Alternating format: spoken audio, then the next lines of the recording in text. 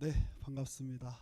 우리 오늘도 이렇게 비가 오고 이렇게 끄급한 날씨에 습한 날씨에 어, 이렇게 사람들이 다닥다닥 모인 곳에 또 지하잖아. 여기 이렇게 지하인데 습한 데 오는 게 쉽지 않은데 여러분들 이렇게 또 예배 자리에 나오신 것을 정말 참 잘하셨다 이야기를 해주고 싶고 또 칭찬해주고 싶고 또 격려해주고 싶습니다.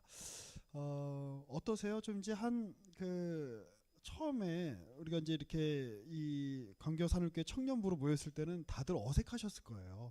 우리가 처음 왔을 때부터 난 모두랑 다 친해 이런 분은 없는데 어색한데 자꾸 또 이제 보다 보니까 다 자꾸 또 이제 매주 이렇게 보다 보니까 좀 얼굴이 좀 익숙해지지 않으셨어요? 그래서 자 우리 옆에 있는 분들 이렇게 좀 한번 좀 보시면서 좀 저도 이제 앉아 있으면 앞에서 이렇게 해라 저렇게 해라 인사시키는 거 되게 싫어하는데 이상하게 제가 늘 얘기하죠. 나오면 시키고 싶어.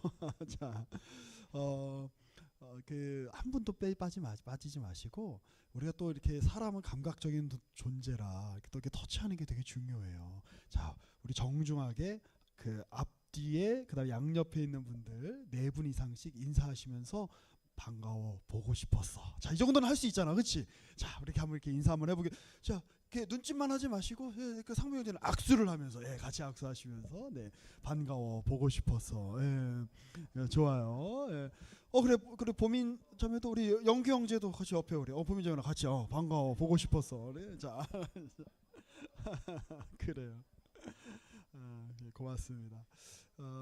우리가 매일매일 여러분 반복하는 데서 여러분 우리 인생에 아주 중요한 가치들이 형성된다는 거 아세요? 제가 늘 이렇게 드리는 말씀인데 우리가 이렇게 매주 같이 모여서 같은 얼굴을 보고 같은 말씀을 듣고 찬양하는 거 이거 아무것도 아닌 일 같아 보이지만 이 일들이 여러분들의 인생과 영혼에 너무나 중요한 일들이에요. 그래서 하여튼 이 자리에 오신 것들 여러분 너무너무 이렇게 탁월하고 좋은 선택을 하셨다라고 말씀드리고 싶어요. 자, 우리 오늘 말씀은 이제 우리 오늘부터 로마서를 우리가 볼 건데요. 이제 로마서에는 이제 그 복음이 무엇인가에 대해서 아주 이 신약 성경 중에 가장 일목요연하게 그리고 논리적으로 설명한 책이 바로 로마서예요. 근데 이제 그 내용을 좀 살피기 전에 바울이 왜 이 편지를 썼을까? 그리고 이제 우리가 기억해야 되는 거는 이 로마서가 편지였다는 걸 여러분 기억하셔야 되는데 오늘은 거기에 좀 주안점을 맞춰서 오늘 설교 제목은 이렇게 정해봤습니다. 같이 한번 읽어볼까요? 시작. 할 수 있는 일을 하라. 죄송해요. 옆에 있는 사람한테 얘기하세요. 자, 옆에 있는 분들 보시면서 할 수 있는 걸 해 이렇게 얘기해 주세요. 자, 시작. 자, 이게 지금 로마서랑 무슨 상관일까? 뭐 이런 생각이 드실 텐데, 자, 한번 보죠. 우리 아까 이제 말씀을 우리가 읽었으니까. 근데 제가 한 번 이제 더 우리 한 번 더 봤으면 하는 대목이 있어요. 10절에 보면 바울이 소망이 있어요. 야, 좋은 길 얻기를 구한다. 이게 말이 좀 이렇게 우리가 번역을 이렇게 좀 옛날 투로 이렇게 해서 그러는데, 그러니까 이게 무슨 얘기냐면 내가 너희한테 나가고 싶다 이런 뜻이에요. 지금 어디 있는 사람들한테 편지 쓴 거죠? 로마에 있는 사람들한테 나 로마로 가고 싶어. 지금 그 얘기하는 거예요. 자, 그런데 13절을 보면 어떻게 돼 있어요? 그 로마로 가는 길이 막혔다. 이게 지금 바울의 현 상황이에요. 자, 이러한 바울의 그 현 상황이 그러면 현 상황 속에서 바울이 지금 왜 이런 편지를 쓰고 있는가? 우리 한번 생각해 볼 필요가 있겠죠. 자, 우리 로마서 15장에 보면 로마서 끝부분이에요. 로마서는 1장부터 16장까지 되어 있는데 15장쯤 되면 거의 결론을 맺어요. 자, 거기 22절 한번 보실까요? 그러므로 또한 내가 너희에게 가려 하던 것이 여기서 너희는 누구예요? 로마에 있는 교인들. 그러니까 내가 로마로 가고 싶었는데 길이 여러 번 막혔다. 그러니까 지금 그 사도 바울이 약간 이쯤 되면 낭망이 될까요? 안 될까요? 낭망이 되죠. 지금 사도 바울이 자기가 지금 사업을 잘 해가지고 내가 로마에 가갖고 지점 세워가지고 돈 많이 벌어야지 이래서 지금 로마에 가는 겁니까? 소민자님 끄덕끄덕한 것 같은데 아니에요. 아니에요. 그 로마를 거쳐서 서바나 그 23절에 보면 서바나가 나오죠. 서바나는 지금의 어딜까요? 어떻게 알았어? 누가 얘기했어? 스피 누가 얘기했지? 준혁 형제 얘기했어요. 아니요, 준혁 형 누가 얘기했어요? 그럼 내가 지금 환청을 들었나? 준우 형제가 그래요. 준우 형제가 그래요. 서바나는 지금의 스페인이에요. 자, 그 맥락이 있어요. 한번 볼까요? 지도가 잘 보이실지 모르겠네요. 이 바울이 이제 그 예수님을 다메섹 도상에서 이제 만나잖아요. 그리고 나서 저기 그 안디옥이라고 보이세요? 글씨가 좀 작음해서 좀 잘 안 보이죠. 안디옥. 저기가 지금의 시리아의 수도죠. 안티오코스. 안디옥. 그 거기서 이제 최초로 그리스도인이라 불리는 사람들이 생겼어요. 거기서 이제 바울과 바나바를 같이 선교 여행을 보낸 거야. 자, 전도하러 가십시오. 이방 지역으로. 그래서 지금의 터키 지역인 뭐 아탈리아, 버가 저 구부로는 지금의 그 키프로스 섬이에요. 그러니까 저기가 되게 애매한 데지. 저희가 그 사이프러스 섬인데, 그러니까 가깝기는 저 터키에 가까운데, 하여튼 뭐 저기 그 지금도 이제 남북으로 이렇게 저기도 나뉘어 있고 아주 뭐 재밌는 섬인데, 그 중간에 보면 이제 바보라는 섬이 있어요. 우리가 기억하기 쉽죠. 자, 그 거기서 위에 이제 쭉 올라가서 지금 터키 이제 본진이라고 할 수 있는 비시디아, 안디옥, 이고니움 이런 데 가서 이제 선교 여행을 하고 와요. 자, 그리고 또 두 번째 또 가. 이제 두 번째 갈 때는 이제 바울이랑 바나바랑 싸워요. 그래가지고 헤어져.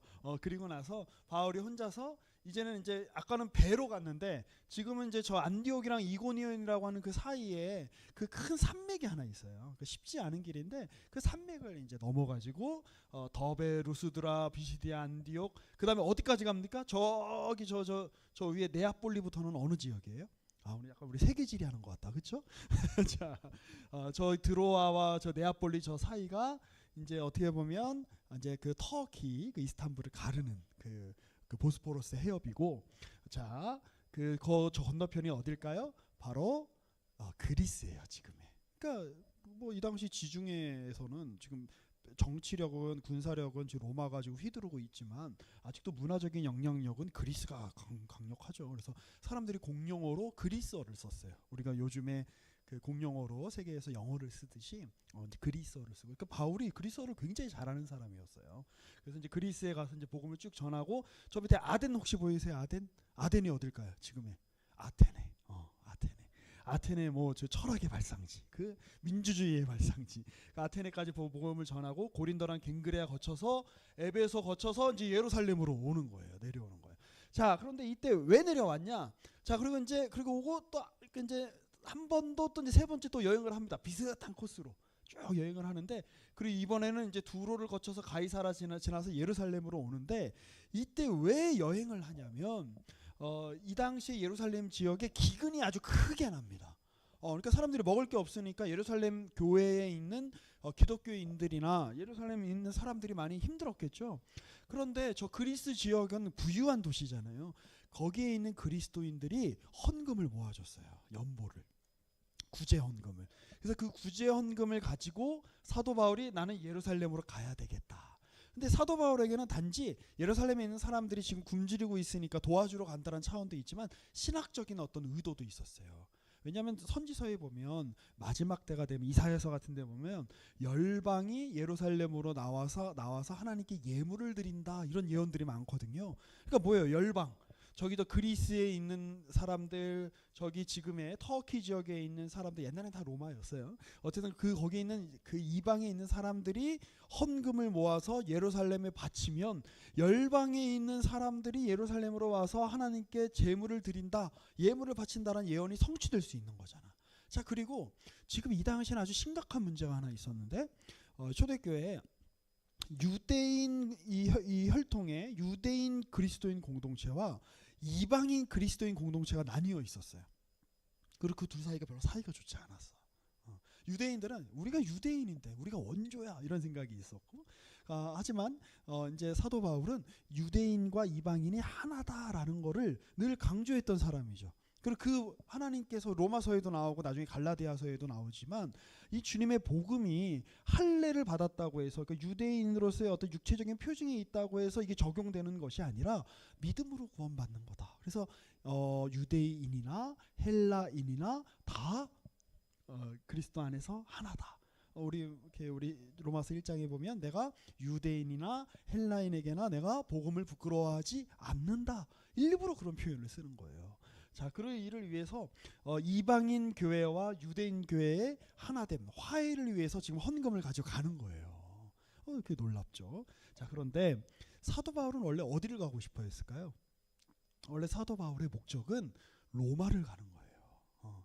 그런데 왜 로마를 가고 싶어 했냐면, 자, 이 당시에 이제 로마 제국의 이제 어떻게 보면 그 영토를 지금 이제 그려주고 있는 이제 지도죠. 꽤 넓죠. 로마 제국이. 지금 이쪽 동쪽으로는 지금의 뭐 시리아, 그다음에 저기가 어디 뭐 이라크 지역쯤 될까요? 뭐 아르메니아 지역쯤 될까요? 하여튼 저쪽 그 흑해를 훨씬 넘어서 카스피의 접경까지 이 로마 제국, 이게 전성기 때예요. 전성기 때. 그리고 저기 저 서쪽으로는 어디까지입니까? 예, 그 저기 스페인까지. 그래서 사도 바울은 이 예루살렘에서 시작된 복음이 어디까지 가야 된다? 스페인까지 가야 된다. 그 당시 자기가 알고 있었던 세계의 전부였던 로마 제국 전체에 복음이 증거돼야 된다를 목적했던 거예요. 그걸 위해서는, 로마 제국 전역에 복음이 증거되기 위해서는 일단 어디에서 또 복음을 전하고 어디에 있는 교회가 중요할까요? 로마에 있는 교회가 중요하죠. 왜냐하면 지금도 우리나라도 어떤 유행이나 어떻게 뭐 사람들의 어떤 그 최첨단의 어떤 이런 일들이나 또 관심사가 뭐 이렇게 어디서 이제 주로 이렇게 시작이 되죠? 서울에서 시작이 되잖아요.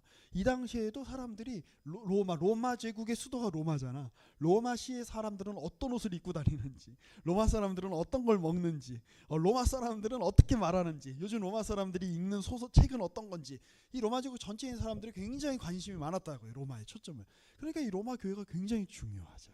그래서 사도 바울이 로마에 가서 로마 교인들이, 근데 이 로마 교회는 사도 바울이 세운 교회는 아니에요.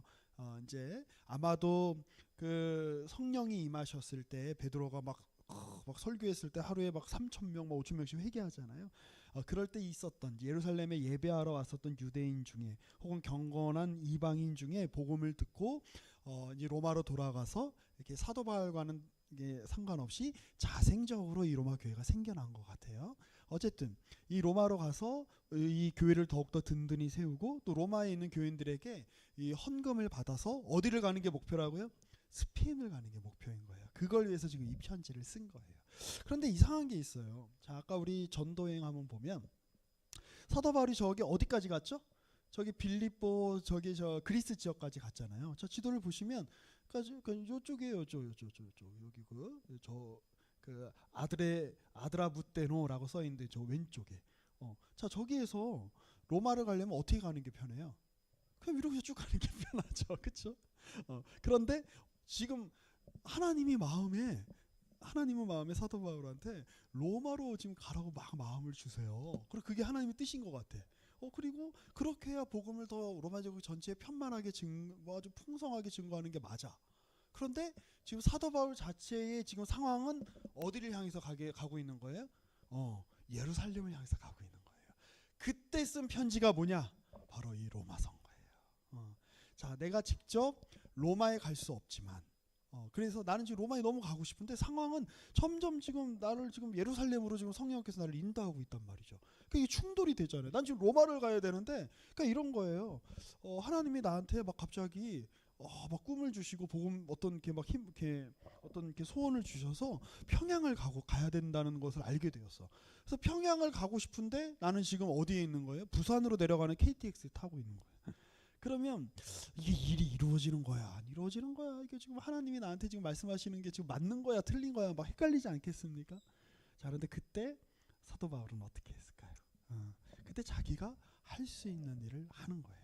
자, 특히 이 사도 바울이 이제 원했던 거 뭐냐면, 이제는 내가 이 지방에 일할 곳이 없고, 여기서 이 지방이라고 하는 거는 요 지금의 터키 지역과 그리스 지역을 말해요. 사도 바울이 이렇게 전도 여행을 1차부터 2차까지 쭉 다녔던.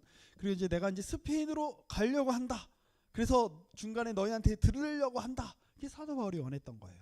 근데 사도 바울에게 실제로 일어난 일은 뭐죠? 그러나 이제는 내가 성도를 섬기는 일로 예루살렘으로 간다. 그리스에서 바로 저기 로마로 가면 빠르다니까요. 근데 지금 반대로 지금 예루살렘을 향해서 내려가고 있는 거예요. 자, 특히 예루살렘으로 갈 때 어떤 일이 있었냐면 2번이나 그 중에 한 번을 이제 제가 한번 이렇게 인용을 한 거예요. 우리 전에도 한번 읽었는데, 이제 그 예루살렘 그 가까이에 가이사라라고 하는 곳에 가까이 이렇게 오니까 그 이제 아가보라고 하는 선지자가 유대로부터 이렇게 내려와 가지고 그때 한번 설교 때 한번 말씀드렸죠. 그 자기 이렇게 팔에다가 이렇게 막 이렇게 끈을 이렇게 막 묶는 거예요. 그래서 사람들이 아니 저 사람이 왜 자기 팔에다가 이렇게 끈을 묶지? 이렇게 생각했을 거 아니에요. 그래서 성령께서 지금 말씀하시는데 바울이 지금 이대로 예루살렘으로 가면 이렇게 수족을 묶여서 손과 발이 묶여가지고 이방인의 손에 넘겨질 거라고 성령께서 예언해 주셨습니다. 이런 예언을 한 거예요. 자, 만약에 여러분이 사도 바울이라고 한번 생각해 보세요. 그런 예언을 여러분이 듣는다면 예루살렘으로 가야 돼요, 말아야 돼요? 가지 말아야지. 가면 잡힌다는데. 그런데 이렇게 말을 듣고 이 밑에서 두 번째 줄 보세요. 우리가 그 말을 듣고 그곳 사람들과 더불어 바울에게 예루살렘으로 올라가지 말아라라고 권했어요. 누가를 비롯해 가지고 이 제자들이 거기 올라가지 말아라라고 이제 이렇게 했더니 바울이 뭐라 그럴까요? 나는 올라가고야 말겠다라고 하는 거예요. 자, 마찬가지예요. 여러분 혹시 한번 이 질문 한번 던져 보시면 좋을 것 같아요. 잠깐 마음속에 내가 원하는 상황이 펼쳐지지 않을 때 여러분은 어떻게 하세요? 곰곰이 한번 생각해 보세요. 내가 어떻게 했더라? 내가 원하는 상황이 펼쳐지지 않을 때. 우리 그 대희 형제는 그 원하는 상황이 펼쳐지지 않을 때 어떻게 하는 것 같아요? 기도. 그래요. 예, 내가 질문자를 잘못 선택한 것 같아. 그래, 너무 우리 신실한. 훌륭해. 오늘의 설교의 그 적용인데 이미 우리 대희 형제님이 하고 있으셨어요. 설교를 들을 필요가 없어. 나가도 좋아요. 자, 우리 뭐 지혜자매님은 어떻게 하세요? 내가 원하는 상황이 내가 원하는 대로 안 펼쳐져. 그럼 저렇게 내가 어떤 일이 내게서 이렇게 일어나는 것 같아요? 찬송해요?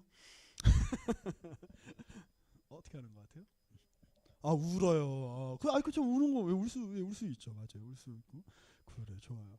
우리 동환 형제는 어떻게 하는 것 같아요? 내가 원하는 상황이 지금 나한테 내가 질문을 받는 이 상황이 내가 지금 원하는 상황이 아닌데. 자, 이 원하는 상황이 펼쳐질 때 동환 형제는 어떻게 하는 것 같아요? 좋아요. 한 번 더 해보고. 그런데도 안 돼. 여러 번 맡겼대. 여러 번. 서반원으로 가는 길이. 그럼 어떻게 해요?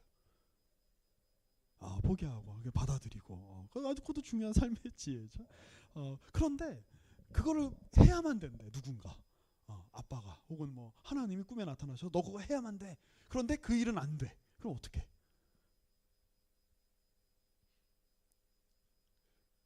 저 얼굴 표정이 지금 나한테 왜 그러냐 이런 표정이세요. 그쵸? 이런 마음 들죠. 나한테 왜 이러는 거예요, 하나님?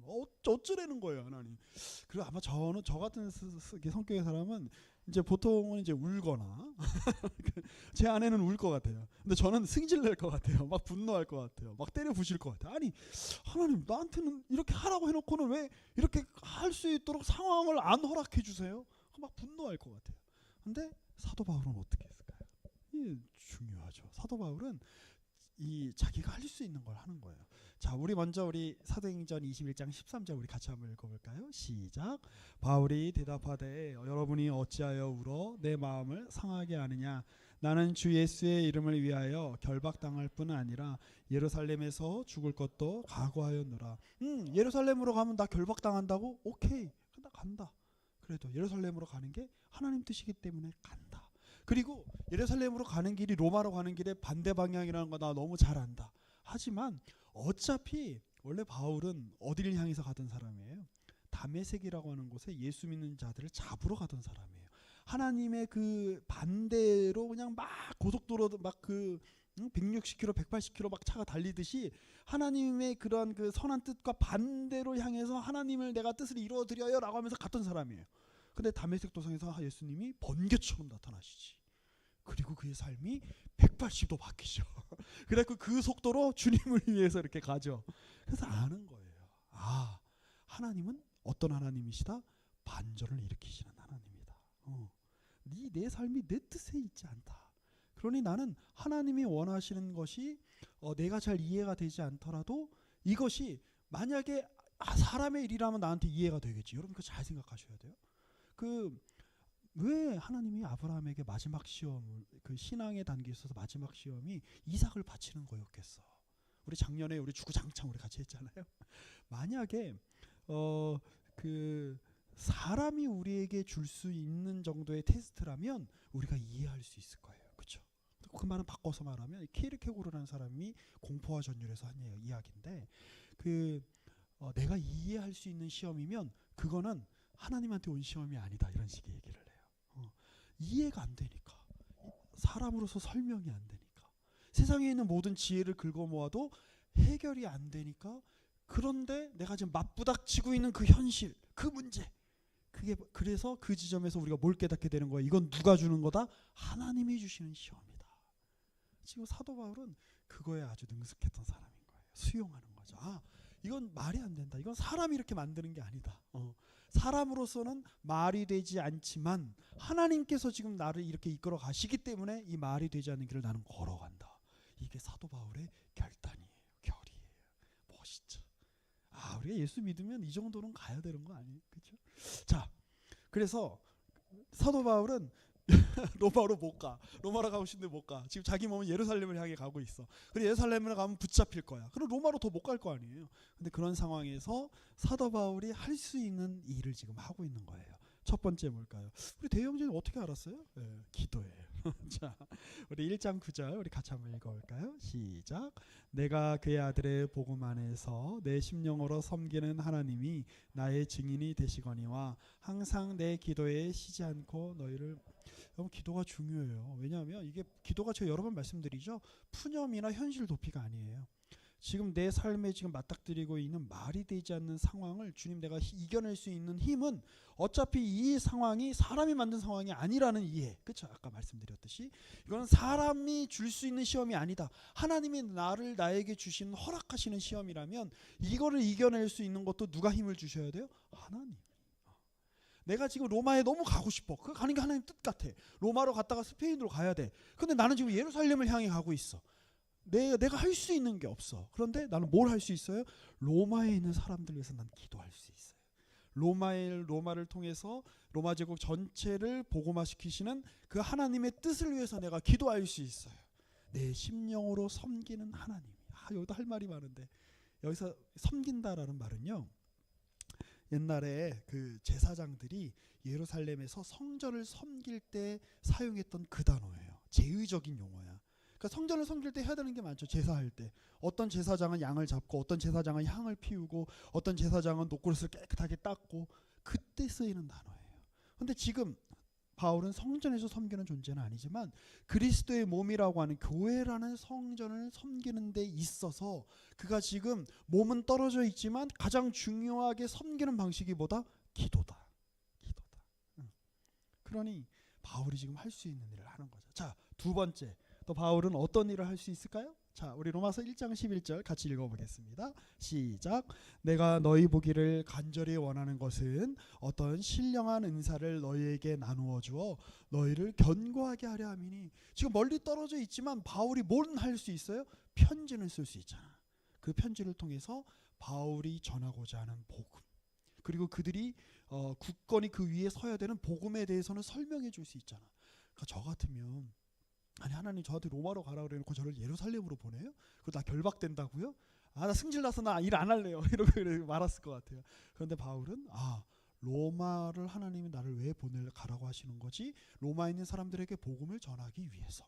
그러면 내가 로마로 내가 직접 가서 말로 내가 이야기할 수는 없지만 뭘로는 전할 수 있어요. 글로는 할 수 있잖아. 그러니까 자기가 할 수 있는 일을 하는 거예요. 그 덕에 여러분 지금 오늘날 우리가 이 로마서를 읽고 있는 거잖아요. 사도 바울이 만약에 그런 현실을 겪지 않고 바로 로마로 갔으면 로마서가 쓰이지 않았을 거예요. 그러면 오늘날 우리가 이 로마서를 읽을 수 있었을까요? 하나님의 뜻은 놀랍죠. 제 이 대목에서 제 역사의 한 예를 좀 들어드리고 싶어요. 그 일본의 전국 시대라고 불리는 시대가 있죠. 그 17세기에 일본 역사에 관심 있는 분들은 좀 너무너무 잘 아는 인물인데 이제 이쪽에 왼쪽에 있는 사람이 이제 오다 노부나가고 그 가운데 있는 사람이 도요토미 히데요시예요. 우리나라 그 임진왜란 때 이렇게 침략했던. 그리고 이제 맨 오른쪽에 있는 사람이 도쿠가와 이에야스라는 사람인데 이 세 사람이 비슷한 시기에 활동을 했어요. 그래서 누가 이 일본을 다 제패할 것이냐를 가지고 이제 경쟁을 했는데 이 세 사람의 기질이 다 달랐다 그러죠. 그래서 유명한 얘기가 있잖아요. 그 두견새인가 하는 새가 있는데 새가 울지 않으면 어떻게 하나. 이 오다 노부나가는 승질이 아주 이렇게 적극적이고 이렇게 아주 이렇게 실행력이 강한 사람이었기 때문에 새가 울지 않으면 그냥 새의 목을 칼로 쳐서 뱄을 거다 이렇게 얘기하죠. 죽였을 거다. 이 도요토미 히데요시는 굉장히 꾀가 많은 사람이었기 때문에 새가 울지 않으면 어떻게든 막 꾀를 내 가지고 새를 울게 만들었을 거다 이렇게 얘기해요. 도쿠가와 이에야스는 어떻게 했을까요? 새가 울 때까지 기다렸다. 기다린다 이렇게 이야기를 해요. 자, 왜 이런 얘기가 나오냐면 처음에 일본은 저 오다 노부나가라는 사람이 제패한 듯이 보였어요. 근데 이 사람이 좀 이제 자기 자신을 너무 과신했는지 군대를 어떤 그 한쪽에 다 이렇게 보내놓고 자기 혼자 거의 있는 상황에서 반역자들에 의해서 죽임을 당하죠. 그리고 나서 오다 노부나가를 섬겼던 이 도쿠가와 이에야스가 아니죠, 그 저기 도요토미 히데요시가 이제 그 일본을 이제 제패하는데, 자 그러면서 그 당시에 또 역시 유력한 영주였던 도쿠가와 이에야스한테 아주 그 저 치욕적인 어떤 그 처사를 합니다. 그 원래 그 도쿠가와 이에야스는 여기 보면 교토 보이세요? 교토 이게 이제 일본의 그 일본 왕이 있는 이제 그 덴노가 있는 이제 그 지역이죠. 그 옆에 뭐 오사카도 있고 뭐 나라도 있고. 그러니까 전통적으로는 저 지역이 아주 그 좋은 지역이었던 거예요. 그 왕의 옆에 있는. 원래 이 도쿠가와 이에야스는 이제 저쪽 지역을 다스리는 영주였어요. 그런데 이 도요토미 히데요시가 자기가 권력을 잡고 나서 오다 노부나가 그 도쿠가와 이에야스를 어디로 보내냐면 저기 에도라고 보이세요? 에도라는 지역으로 보내버려요. 그러니까 그 도쿠가와 이에야스의 신하들이 막 분노하는 거죠. 아니 우리가 이 교토 근처에 이 좋은 영지를 우리가 차지하고 있는데 우리를 절로 보내면 어떡하냐고. 그 당시에 에도는 그냥 허벌판이었던 거예요. 그냥 갯벌에 그냥 허벌판인 거예요. 그런데 도쿠가와 이에야스가 그냥 그걸 묵묵히 받아들이고 거기 가서 간척 사업을 해요. 그래가지고 거기에 그 아주 그 농작물이 그 풍성하게 하고, 그리고 이제 도시를 잘 계획해서 지어가지고 상인들이 오게 하고 사람들이 거기 거주하게 되고, 그래갖고 저기가 지금의 어딜까요? 도쿄예요. 동경이 되는 거예요. 그리고 임진왜란이 났을 때 자 우리 다 조선을 치러 가자 이러는데 도쿠가와 이에야스는 제가 지금 여기 지금 간척하느라고 제가 여기 지금 개발하느라고 여력이 없어요. 그래갖고 안 가요. 그래서 이제 그 임진왜란 때 초반에는 막 승리를 하는 것 같다가 막 이순신한테 막 깨지고 결국 패퇴하고 돌아오잖아요. 그래서 도요토미 히데요시를 따르는 그 영주들은 대부분 다 그 조선에 가서 그렇게 한 3년을 걸쳐서 전쟁을 하고 와서 세력이 약해진 거예요. 그 사이에 도쿠가와 이에야스가 세력을 키워서 나중에 이제 큰 전투를 통해서 이 도요토미 히데요시의 그 잔당 세력들을 다 물리치고 이제 일본을 이제 다 이제 통일하고 나서 에도 막부라는 걸 세우죠. 그게 이제 개항할 때까지. 그래서 나중에 조선하고는 이제 사이가 좋죠. 왜냐하면 이제 이 도요토미 히데요시랑 다른 파니까. 근데 만약에 이 사람이 도요토미 히데요시가 너 지금 있는 노른자 땅에서 너 여기 그러니까 강남에 살고 있었던 거예요. 교토 옆이면. 그러니까 이제 너 강남에서 너 저기 어디로 간다 그래야 될까? 어디 저기 얘기를 잘해야 되는데 그래야 지역 비하가 안 될 텐데. 우리나라에서 제일 낙후된 데가 어딘가요? 그렇게 북한으로 재물이요. 저 역시 남현 집사님 현명하십니다. 그렇죠. 제가 어디 경상도 어딜 얘기하면 거기 출신이 싫어하실 거고 전라도 어딜 얘기하면 거기 싫어하실 테니까. 북한에 어디 저 뭐 나진항도 좀 발달 안 됐는데 어디 저 아오지 탄강으로 가라 뭐 약간 이런 식으로 함경도로 보내버린 거랑 똑같은 거예요. 그런데 거기 가서 자기가 아직 때가 아니니까 그래. 내가 이렇게 아직 세력이 약하니까 내가 거기에 내가 순응할 수는 없지만 거기 가서 내가 할 수 있는 걸 하자. 그래서 뭐 한 거예요? 가서 간척하고. 그래서 뭐 어마어마하게 옛날에는 그 쌀을 몇 가마니를 그 생산하냐가 아주 중요했거든요. 그러니까 어마어마하게 쌀 생산량이 증가되고 또 도시를 잘 짓고 상인들에게 세제 혜택을 줘가지고 이제 도시를 잘 꾸려가지고 나중에 전 일본을 통일하는데 기틀을 마련하는 거예요. 지금의 이 도쿄를 만들어낸 사람인 거예요.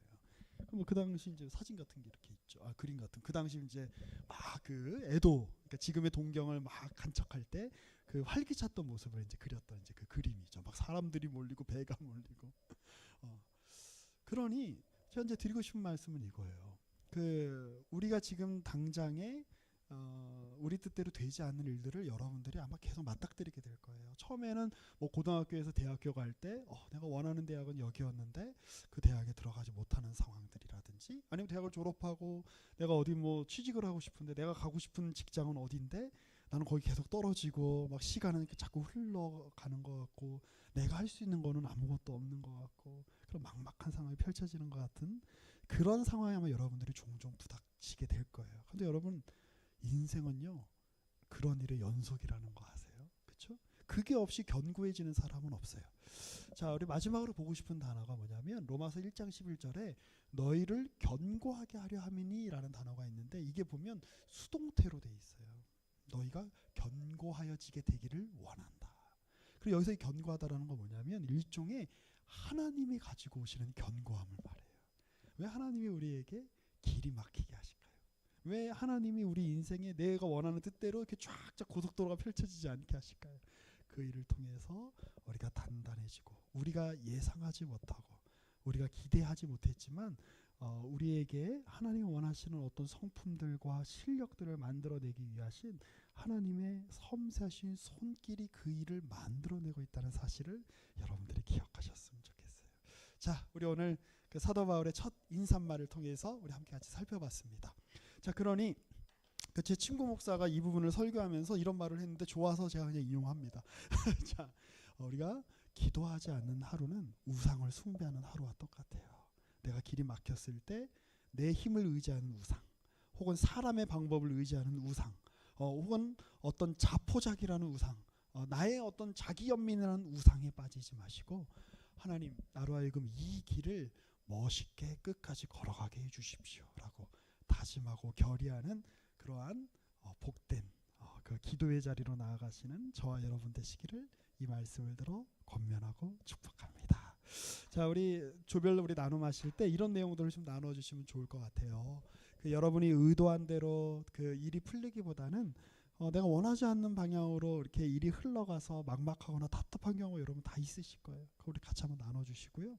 그리고 두 번째 질문이 중요한데 여러분이 말한 그 상황 때문에 일은 잘 풀리지 않지만 그 속에서 할 수 있는 최선이 뭘까요? 자, 그러니까 1번을 잘 나눠주는 게 중요하겠죠. 예를 들어 대희 형제가 내가 요즘 이런 일들 때문에 좀 답답해요. 이런 일들 때문에 내가 상황이 안 풀리는 것 같아요. 그러면 우리 조원들이 함께 그 얘기를 좀 듣고 조언을 해주는 거죠. 나 같으면 그런 상황에서 이런 일을 한번 해보겠어. 그런 상황에서 우리가 원래 원하던 일을 A라는 일을 할 수는 없지만 할 수 있는 다른 B라는 일이 있고 C라는 일이 있는 것 같아. 그런 쪽으로 한번 생각해보면 어떨까? 우리 같이 이렇게 한번 지혜를 모으면서 우리 한번 주별 모임을 하면 좋을 것 같습니다. 자, 우리 이 시간에 같이 함께 잠시 우리 기도하는 시간 가졌으면 좋겠습니다. 우리 오늘 같이 우리 말씀을 따라서 같이 기도했으면 좋겠는데요. 우리 이렇게 좀 다짐하면서 기도했으면 좋겠어요. 하나님, 우리가 일이 막히고 일이 잘 풀리지 않고 길이 막히고 내 뜻대로 펼쳐지지 않는 것 같은 이 현실 가운데 놓여질 때가 있는데 그때 하나님 내가 낭망하거나 자기 연민에 빠지거나 아니면 분노하거나 어떤 그 못난 어떤 행동을 하지 않게 하시고 내가 하나님을 바라봄으로 내가 섬기는 하나님 앞에서 내가 기도에 힘쓰는 사람이 되게 해주십시오. 그리고 이 모든 상황들이 하나님이 나를 견고하게 하시고 하나님이 나를 붙드시는 그 모든 과정 속에서 이런 일들이 일어난다는 것을 주님 제가 믿음으로 제가 수용하면서 이 인생길을 걸어갈 수 있도록 하나님 도와주십시오. 우리 이 시간에 잠시 우리의 마음으로 우리 묵상하며 또 다짐하며 함께 같이 기도하는 시간 갖도록 하겠습니다. 함께 기도하겠습니다. 아버지 하나님 감사합니다. 주님이 오늘 우리를 예배의 자리로 불러주시고 주님께서 우리로 하여금 하나님을 바라보 나아갈 수 있도록 인도하여 주시니 감사합니다. 하나님, 오늘 우리가 주님을 의뢰하게 하여 주십시오. 하나님, 우리의 뜻대로 펼쳐지지 않는 것 같은 우리의 현실 앞에서 하나님 우리가 낭망하거나 하나님 우리가 두려워하거나 우리가 분노하거나 아버지 하나님 우리가 못난 행동을 하는 것이 아니라 하나님 그 가운데 우리가 견딜 수 있는 지혜를 주시고 하나님 우리가 그 속에서 우리가 할 수 없는 것 속에서 우리가 할 수 있는 것을 찾을 수 있는 지혜를 주시고 하나님 우리가 기도함으로 주님의 선하신 뜻을 온전히 바라보며 인내의 열매를 맺는 우리 모두가 될 수 있도록 하나님 함께하여 주옵소서. 주님께서도 이 땅에 오셔서 아버지 하나님 많은 역경과 많은 반대와 또 많은 뜻하지 못하신 일들 가운데 부딪히셨지만 그 속에서 주님을 온전히 따름으로 하나님을 온전히 신뢰하심으로 예수 믿는 자의 그리스도인의 참된 모범을 보이셨던 것들을 주여 우리가 기억하게 하여 주시옵소서. 주님이 우리에게 원하시는 것이 우리의 인생에 아무런 거침이 없고 우리의 인생에 아무런 방해물도 없이 그냥 고속도로를 주행하듯이 우리의 인생이 쭉쭉 뻗어나가는 것이 아니라 때로는 장애물이 있고 때로는 돌아가는 것 같고 때로는 길이 막힌 것 같지만 그 속에서 새롭게 길을 내시고 그 속에서 인간이 길을 낼 수 없는 곳에서 하나님의 길을 내시는 그 주님을 체험하게 하기 위한 주님의 선한 뜻이 있는 줄로 믿습니다. 그 주님을 바라보며 나아가는 우리 모든 광야산을교회 청년들이 될 수 있도록 우리 모든 지체들이 될 수 있도록 하나님 은혜를 베풀어 주옵소서. 이제는 우리 구주 예수 그리스도의 은혜와 하나님 아버지의 사랑과 성령의 교통하심이 때로는 길이 막힌 것 같고 돌아가는 것 같고 내 뜻대로 인생이 펼쳐지는 것 같지 않지만 그 모든 상황들 속에서 우리가 길을 낼 수 없고 우리가 담을 넘을 수 없는 그 자리에서 하나님이 길을 내시고 하나님이 새로운 땅으로 우리를 들어 올려 주셔서 걷게 하시는 그런 하나님이시라고 하는 신뢰를 품기 원하는 우리 모든 광교산을교회 청년들 지체들 위해 지금부터 영원까지 함께 계실지어다. 아멘.